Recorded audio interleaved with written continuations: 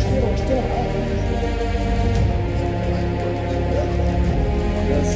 yaklaştık.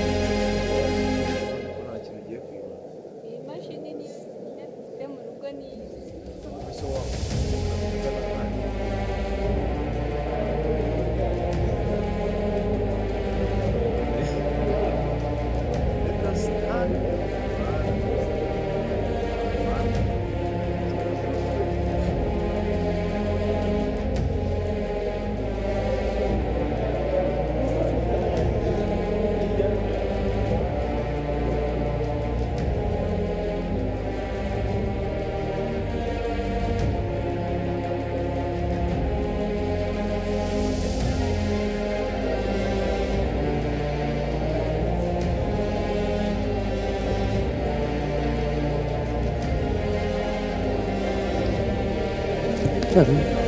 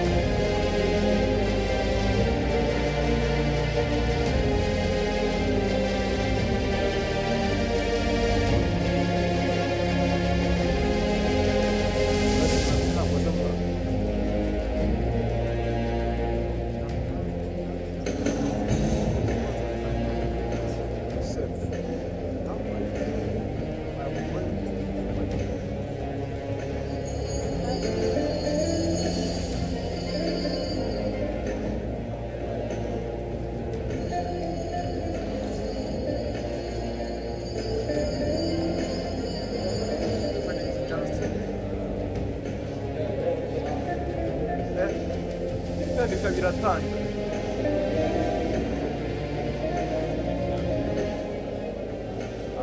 kandi iyo ishize nta kintu umaze irakwiciye mu Rwanda wiki iyo ishize nyine nta kintu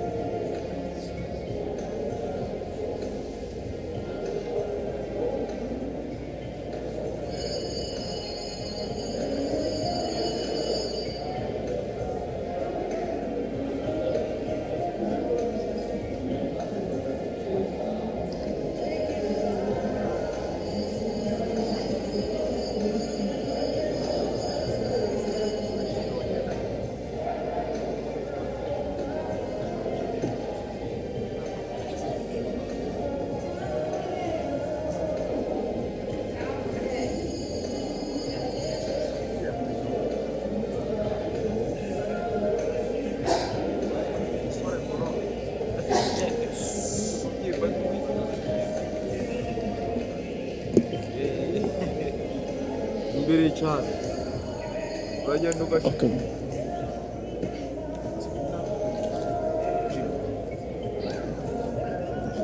uri kuzamara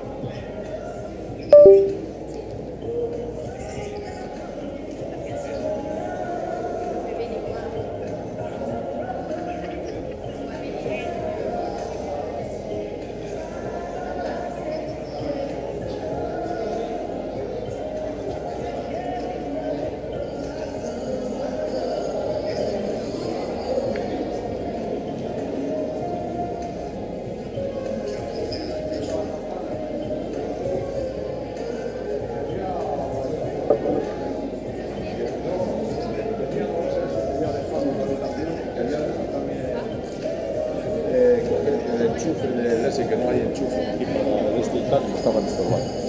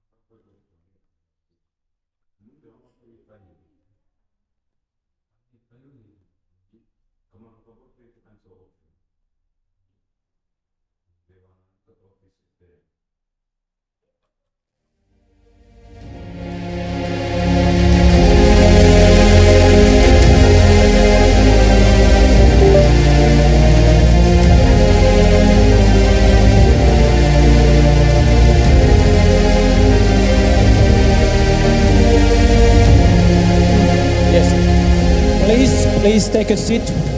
We are about to start. Please take a seat.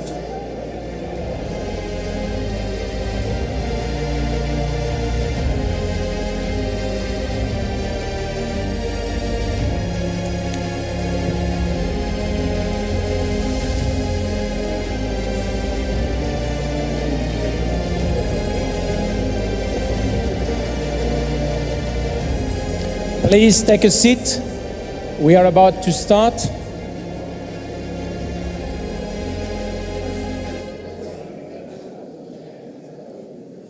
Please take a seat.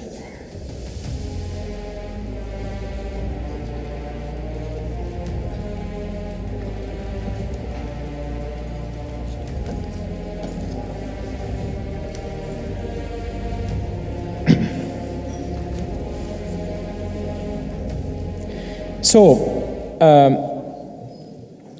to conclude the point number 7 with the report of the UCI Director General, I just have to ask you, does the Congress approve the report on the UCI activities 2024 as presented in the UCI annual report? Nobody against? No abstention? Thank you. Approved. Let's move to the point number 8 on the agenda, proposal for modifications of the UCI Constitution.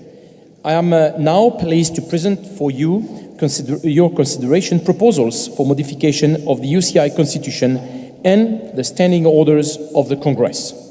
The amendments are proposed by the UCI Management Committee, and thank you to my colleagues, and aim to make our electoral processes even clearer and more transparent, to harmonize the governance rules across all continental confederations, and to strengthen gender representation within the UCI's governing body. bodies. As part of the Congress file, all national federations have received the full text of the UCI Constitution with the proposed changes marked, as well as a detailed memorandum explaining those amendments. For the detail of the changes that are submitted for your approval, please refer to the documents provided in your file. The first area which is addressed concerns age and term limits for the UCI and Continental Confederation presidents.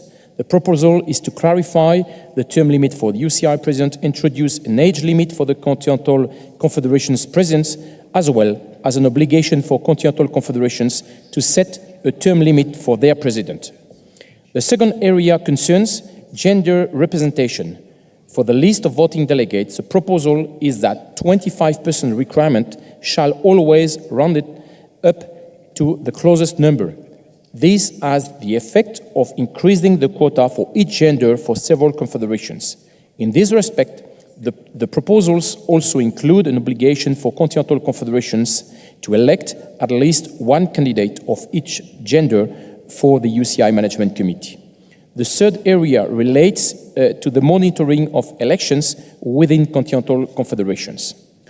Other amendments related to continental confederations, including on the number of candidates for the UCI Management Committee and the necessity to incorporate it in the country of their headquarters, are proposed as well.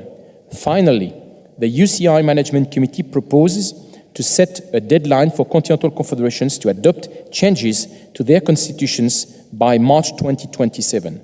This will enable alignment between the UCI Constitution and the Continental Confederation's constitutions prior to the next electoral process.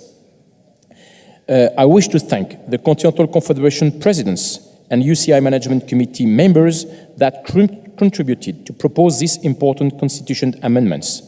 So before we proceed to the vote, do you have any questions from the voting delegates? No? Is there anybody against? Abstention? So thank you very much. The new constitution is now approved and will come to force then immediately. Thank you very much. And now we will move to point number 9, which is the Ethics Commission report. And I'm very pleased to welcome on stage the President of the Ethics Commission, Mr. Marc Cavaliero.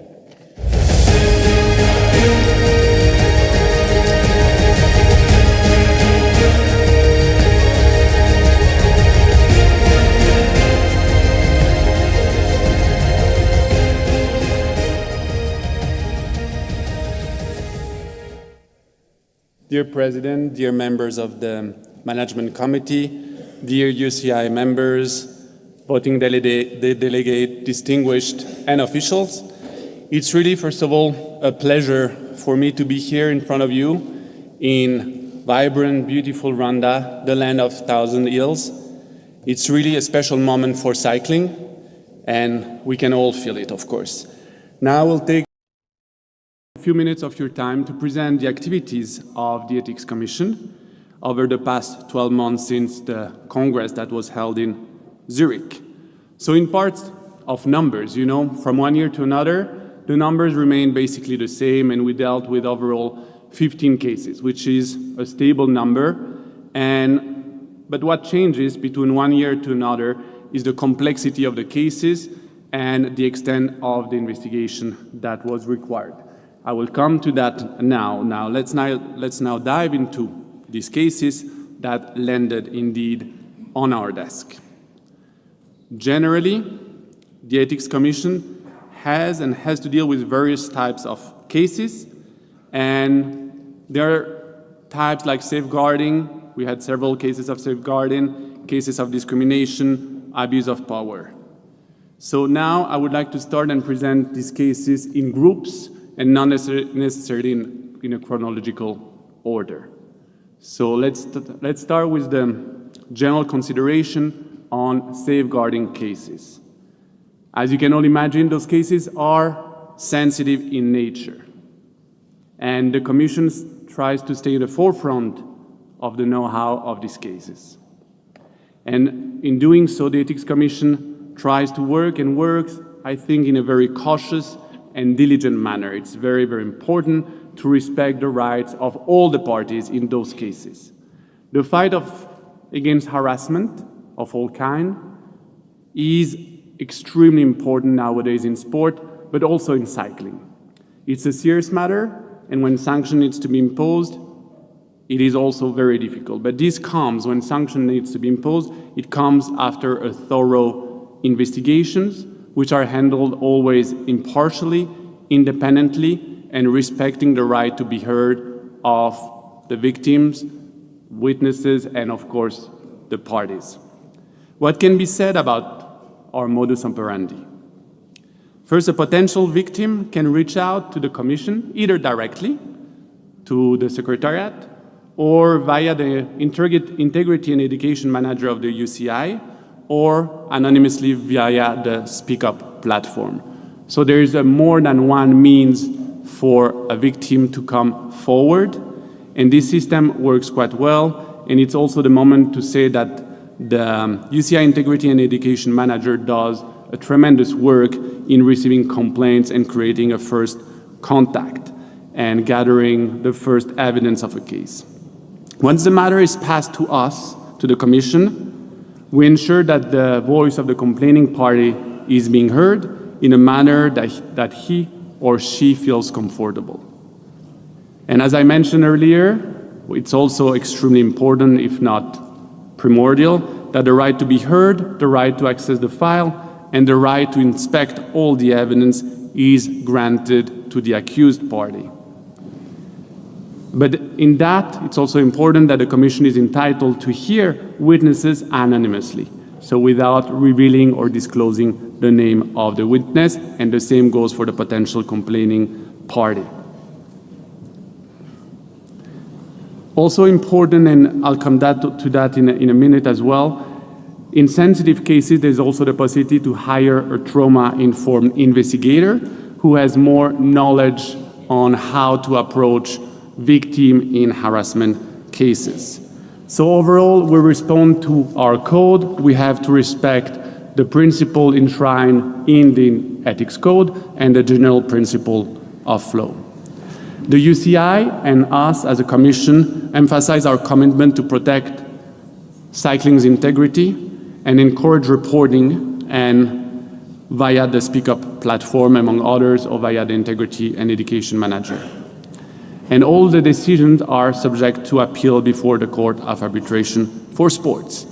So this was for the general consideration. Now we'll go through the proceedings that led to decisions. So there were decisions passed first in a case involving a sports director and a team manager of a UCI women's continental team. What happened here is that there were allegations of inappropriate psychological and sexual behavior against the sports director. And we received information from several female riders of that team, and after receiving all this information and assessing this information, the Commission decided to open investigation, and also it's important to underline to impose a provisional suspension against the sports director while the investigation would be ongoing. And after a 6 months long investigation, several witnesses heard, the parties heard more than once in writing and orally, the Commission came to a decision. The sports director of that team was sanctioned for having engaged in inappropriate behavior with riders, involving unnecessary physical contact of a sexual nature, and taking advantage of his position of authority over them. And for that, he was handed the sanction of a 5-year suspension.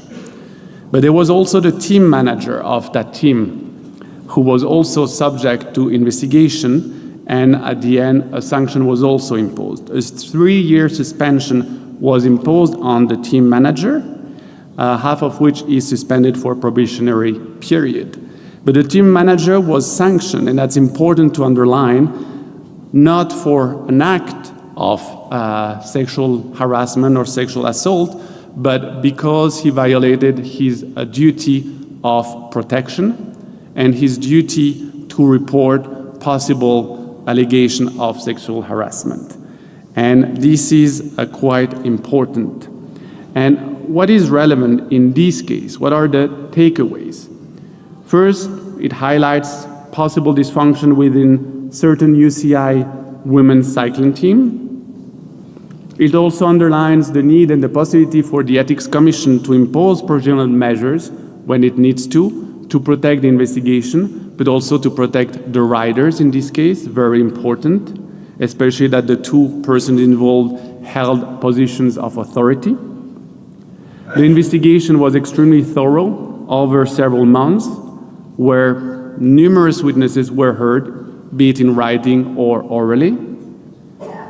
And last but not least, the Commission sanctioned, as I mentioned, a failure to report, neglect, and a violation of a duty of care imposed on the highest officials of a team. So this shows the need for potential certain changes, but also the need within teams when allegations are being received to pass on to the Ethics Commission, to pass on to the UCI Education Integrity Manager, and to take into consideration this duty of care. Last information on that case to be complete, the team manager appealed the decision before CAS, where the matter is currently pending and a decision is expected in the coming month. This brings us to a second case of sexual harassment, however, quite different from the first one. And why is that? Because we don't have, in this case, a relation of authority between a team manager and a rider, but the issue occurred in a so-called, let's say, horizontal relationship between two riders, one male and one female rider. And after a thorough investigation here as well, the male rider was found guilty of sexual harassment, a sanction of a 1-year suspension.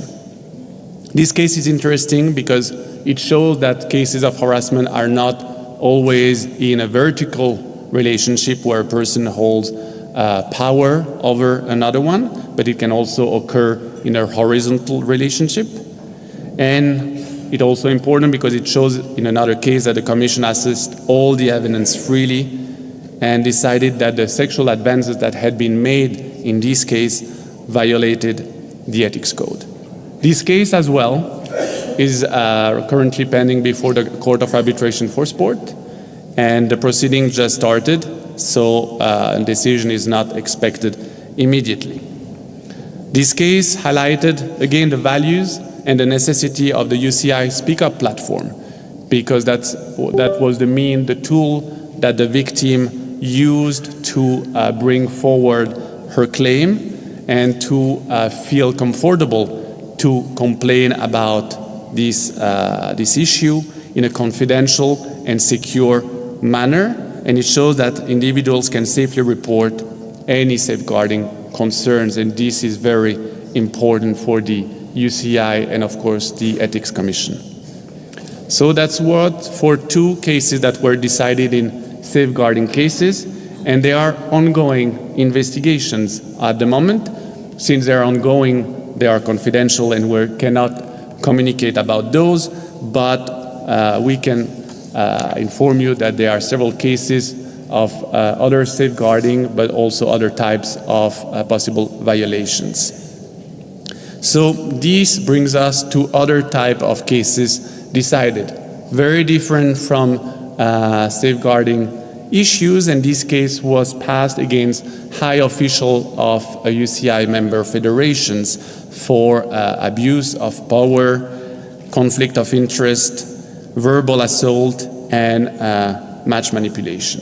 So this case, as you can see, the activities of the Ethics Commission is very diversified, and we have the obligations to look into all the rules of conduct enshrined into the code.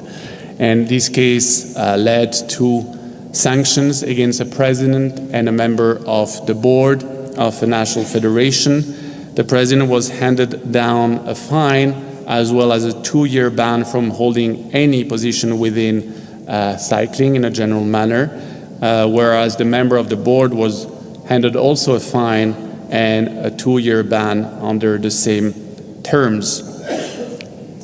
Similar to the previous cases, those two decisions are also currently being appealed before the Court of Arbitration for Sport.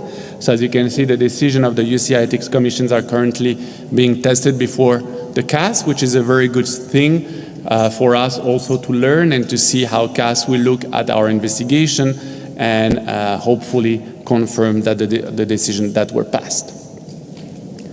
This case shows that we had to assess actions and conduct of high-level officials of a UCI member, and in doing so to look into the functioning and the governance of the federations, but still looking whether or not a violation of the ethics code had been committed. And this case highlights once again our role, the Commission's role, to safeguard the integrity and the reputation of cycling throughout the world. Now, there are several other ongoing cases. One which concerns another rider and a team manager. The UCI had communicated about this case, mentioning that a report had been transferred to the UCI Ethics Commission. So we are currently looking into that, and the allegations that were brought is that those individuals may have jeopardized the integrity of a world tour and breached potentially one or several provisions of the UCI Ethics Code. So we are at the beginning of the investigation, and nothing else can be communicated about that, but the matter is currently pending before a panel of the UCI Ethics Commission. Now, there are several cases. Here I mention and we discussed cases that were either leading to a decision or to an investigation, but we do receive cases where investigations are not warranted. And there are several reasons for that. First, it's because we receive complaints which did not contain any kind of prima facie first-hand analysis that the violation of the code could have been committed. So when we do not see early on a possible violation of the code, then there is no need to involve resources.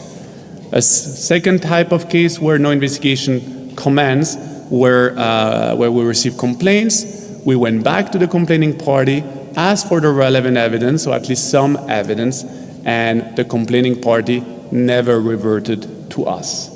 So for those reasons as well, cases were closed without additional work or investigations. We received complaints which related to purely national governance matters for which the Commission is not competent. And we received one complaint which was of contractual nature and therefore not under our jurisdiction either. So this shows that we receive all types of different cases. And this part of the presentation will come to an end because this year we were asked to do and undertake another task in relations to the elections. Today there will be the election of the UCI Management Committee, but we were also overseeing the elections at the continental confederations. So it has been a very busy year with significant activity of the commissions to oversee the elections at continental level. So we had many interactions already with many of you through directly or through the confederation. And we were tasked to verify the eligibility of the candidates, to verify the regularity of the elections, and serve as a first instance decision in case of a complaint related to the elections or potential irregularities. One point worth underlining here is that this year also showed the application of Article 8, Paragraph 2 of the UCI statutes, which requires that UCI members have no financial outstanding obligations towards the UCI. And if they do, at the time of the application or the candidacy, then the candidate in question is deemed ineligible. So we had to apply this rule, which is an important rule. So that's why I also would like to underline it today in front of you. At the time the candidacy is sent for the elections, then the UCI members needs not to have any outstanding obligations towards the UCI. And if this is rectified afterwards, it's too late. So this is important to underline and to show that several decisions had to be taken on the basis of these provisions. So now this brings me to the next slide, the media, because we all have this task to work in a transparent manner and also to educate the cycling world. And for that, there have been media releases issued after the decision that were passed, and our decision, once final and binding, will be published on the UCI website. So this shows that the UCI Ethics Commission works in a very transparent manner and wants to raise awareness on all the issues related to the ethics code. So the decision will be published in full, subject to a few exceptions related to the protection of complaining parties and witnesses, especially in cases of safeguarding, but not only, and to respect other confidential information. And that brings me to the last slide, which is also very dear because I need to do special thanks, of course. I will start with the UCI Ethics Commission. All the members of the UCI Ethics Commissions, I have to say that they do a tremendous work. They're wholly dedicated to this task, to protect the integrity of cycling. They devote a lot of time and resources for that. So I would like to sincerely thank them all for all the work that they have been doing over the past years. The same goes for the Secretary of the Commission, Francis Bernet, who has been appointed a year ago, and he started on day one to dive in all these complex cases that I just presented. And he is also material for the success, so to speak, of the Commission.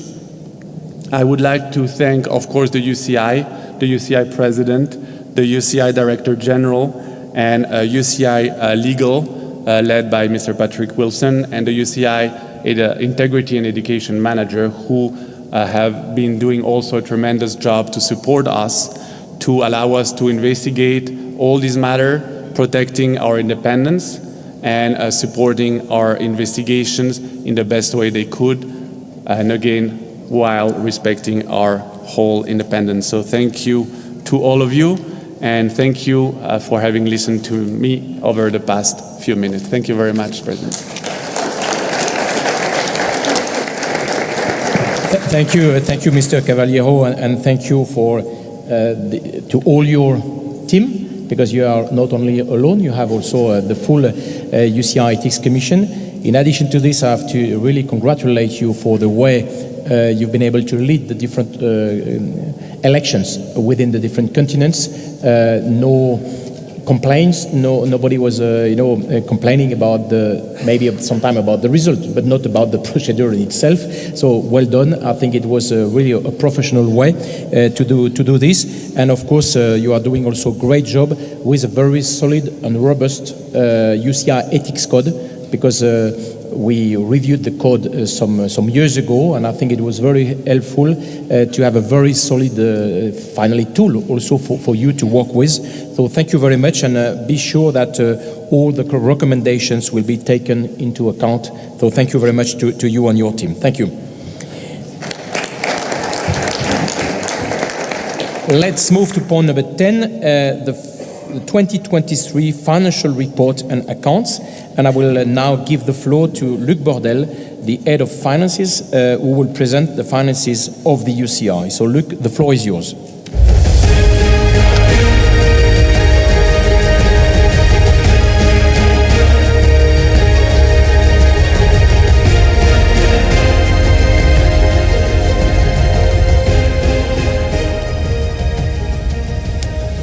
Monsieur le Président, Mesdames et Messieurs les vice-présidents, membres du comité directeur, délégués et présidents des fédérations nationales, Mesdames et Messieurs. J'ai le plaisir de vous présenter cette année encore le rapport financier 2024 de l'UCI. Celui-ci a été approuvé le 10 juin dernier par par le comité directeur et a été publié sur le site web de l'UCI le 30 juin. Vous pourrez trouver aux pages 168 à 170 du rapport annuel un commentaire complet sur les finances 2024. Les prochains slides que je vais vous présenter vont vous présenter un aperçu de ces principaux éléments. Comme nous pouvions l'attendre pour une année olympique, le résultat opérationnel de l'UCI affiche un profit de 22,6 millions de francs suisses, un profit qui provient en grande partie des revenus des Jeux olympiques de Paris 2024. Ce résultat, qui est conforme au modèle de financement de l'UCI, permet de reconstituer les réserves de l'UCI qui s'élèvent à la fin de l'année 2024 à 76,1 millions de francs suisses, dont 53,2 millions de francs suisses de liquidités. Les contributions de l'UCI dans ses activités de développement, que ce soit à travers la solidarité UCI ou les activités de formation du World Cycling Center, ont encore été en progression. Les dépenses nettes se sont établies à 6,0 millions de francs suisses. Le portefeuille d'investissement a encore progressé en 2024, permettant notamment d'effacer les pertes 2022. Celui-ci s'établit à 42,9 millions de francs suisses. Finalement, le résultat net consolidé affiche un profit de 25,9 millions de francs suisses. L'année 2024 a donc été marquée par les revenus issus des Jeux olympiques de Paris 2024. Comme vous pouvez le voir sur ce graphique, les 4 colonnes de gauche illustrent les montants en dollars américains versés par le CIO lors des 4 dernières Olympiques, donc Londres, Rio, Tokyo et Paris. Les Jeux olympiques se distinguent par une contribution record de 25,7 millions en Suisse en dollars, supérieure à celle des éditions précédentes. Cependant, si l'on observe les 4 colonnes de droite, qui représentent finalement les revenus en francs suisses qui sont comptabilisés dans les comptes de l'UCI, on constate que les revenus sont comparables à ceux de Tokyo. Cette stabilité s'explique par l'affaiblissement du franc suisse par rapport au dollar. L'affaiblissement du dollar par rapport au franc suisse, pardon. Consciente de ce risque de change, l'UCI a mis en place une stratégie de couverture visant à sécuriser ses flux en dollars au meilleur taux possible. Cette démarche proactive a permis d'atténuer les effets négatifs de cette variation de change et de préserver les revenus de l'UCI.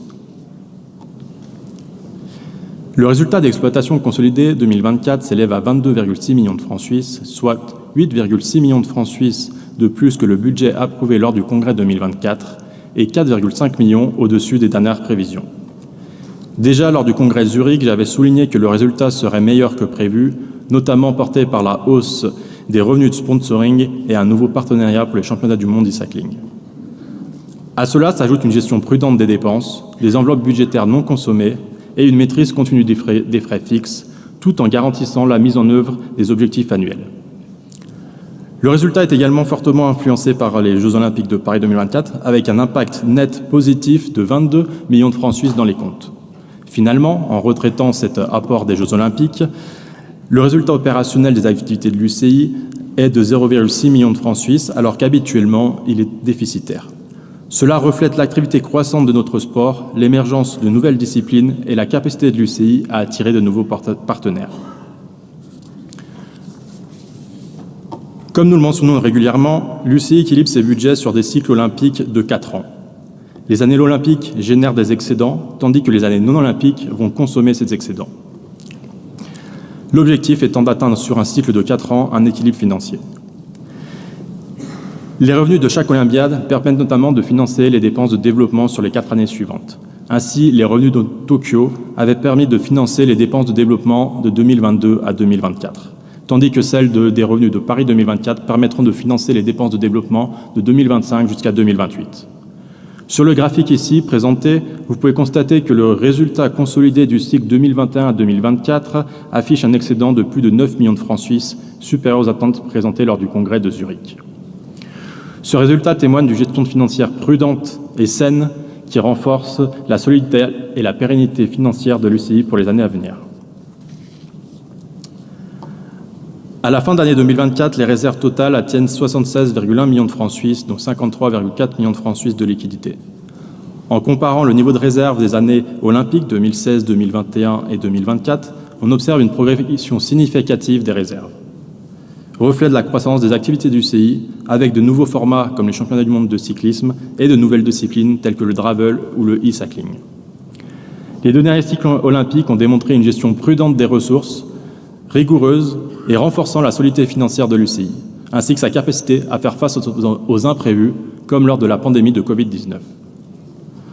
Ceci conclut le résumé des états financiers 2024. Pour plus de détails, je vous invite à consulter les états financiers et ses annexes dans le rapport annuel.